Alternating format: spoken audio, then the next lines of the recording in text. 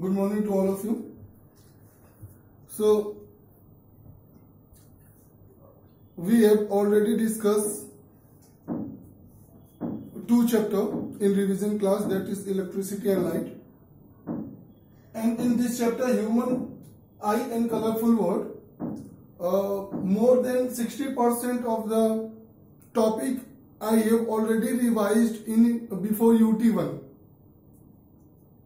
So remaining topic I am going to revise, and I will send you that video lecture also along with this video lecture, so that you can get the revision of full chapter. Okay, so this basically human eye and colorful world, it is one of the most important chapter of our optics, and this we all know that the eye is a precious gift which is given by God to us. Without light, as we know that without light we cannot see this beautiful world.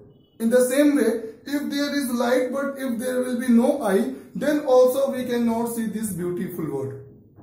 And eye acts as a natural camera, and the difference between the camera which is present in the eye and the camera which we use in our daily life is that, first of all, that when we have to take the image of far away objects, so we have to zoom out, and when we have to take nearby objects means image, so we have to zoom in the camera. But in the case of eye, it is done automatically, and this is done with the help of ciliary muscles, and ciliary muscles is responsible for adjusting the focal length for seeing nearby as well as far away object, and that is known as power of accommodation. After that, we have talked about defects of vision, that's about myopia, hypermetropia, and about our presbyopia, cataract, astigmatism. In this chapter, we have also talked about the different part of the eye, that is cornea, our pupil, iris, eye lens, ciliary muscles. After that, retina. We have also talked about the rod cell, cone cell, and all the things. Okay. So, I will not go in detail about each and every topic, because I have already revised these things. I will send you only the video of that, what the revision part I have done. Okay. Now, the most important thing is that this pupil and iris. Iris is responsible for amount of light entering into the pupil. And second, when we say that someone eye is blue, or someone eye is black, or someone eye is our brown, what is that? That is the iris. Iris is responsible for the change of color of the eye. Iris is responsible for the change of color of the eye, and this pupil has ability to contract also and to expand also. हम लोग देखते हैं कि कभी भी हम लोग bright light से डिम लाइट में जाते हैं या डिम लाइट से ब्राइट लाइट में जाते हैं, तो सडनली एक सेकंड के लिए ऐसा नजर आता है कि हम लोगों को कुछ नहीं दिखाई दे रहा। Why it is so? क्योंकि प्यूपिल कुछ टाइम लेता है क्या करने में, एडजस्ट करने में।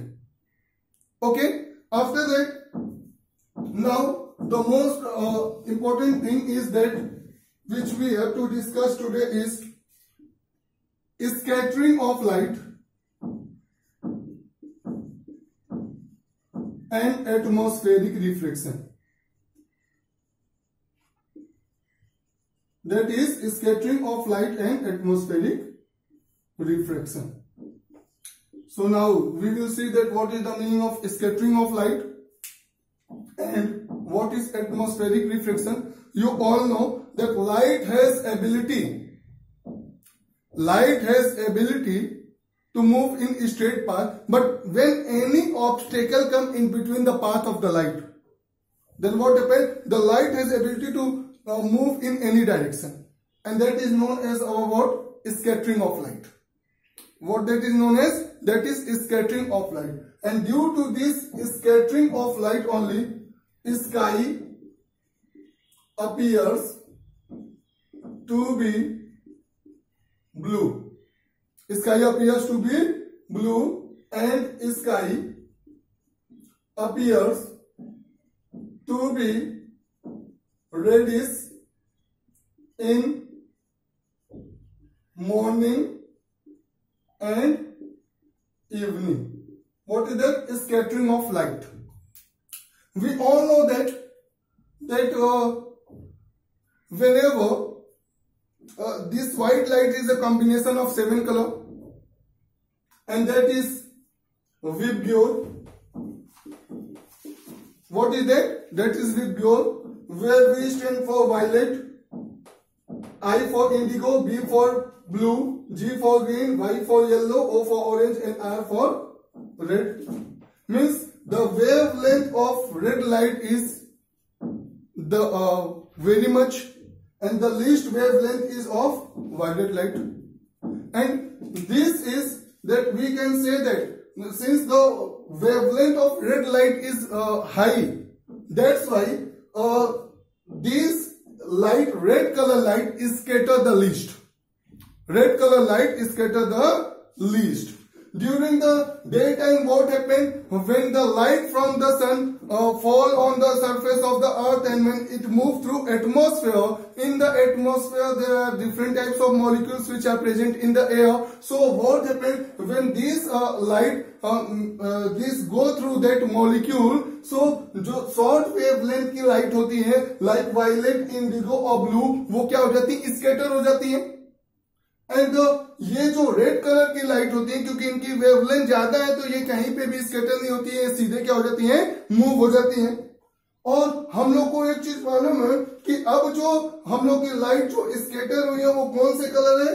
वायलेट, इंडिगो और ब्लू, जिनकी वेवलेंथ हम लोग की क्या होती है? कम होती है. और जो ब्लू कलर होता है, that is more attractive to our eye, and that's why sky appears to be blue. But during morning and evening, the sun is at a much distance from the earth. So it has to travel a large distance. The light has to travel. So the blue, violet and indigo means short wavelength light is scatter first itself.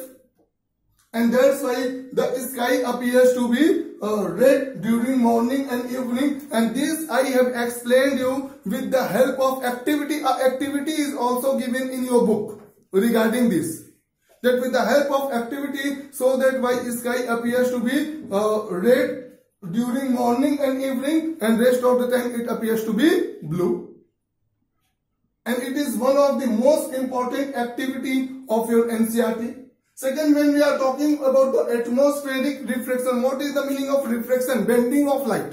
Simple भाषा में अगर हम लोग समझेंगे तो refraction क्या होता है? Bending of light.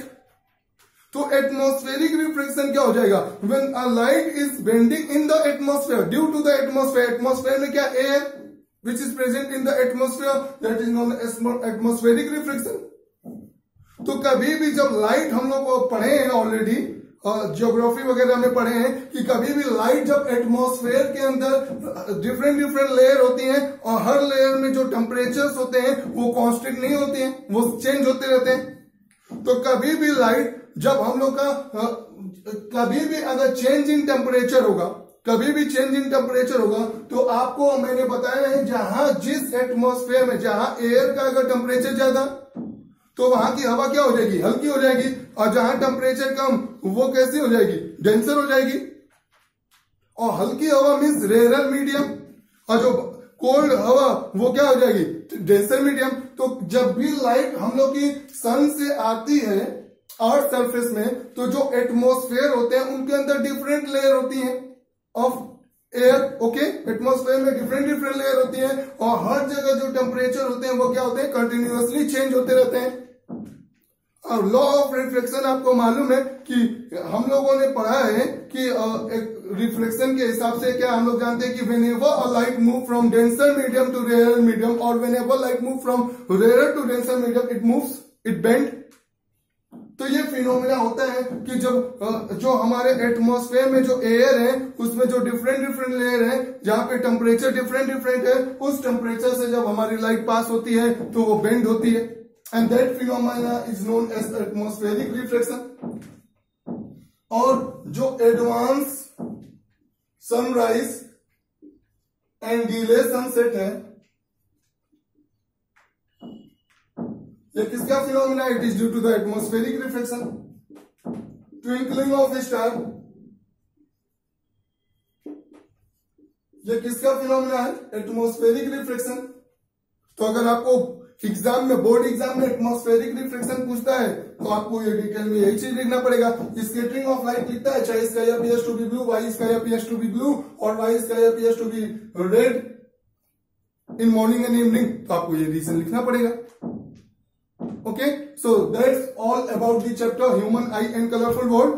Please prepare all the 3 chapters: electricity, light and human eye and colorful world.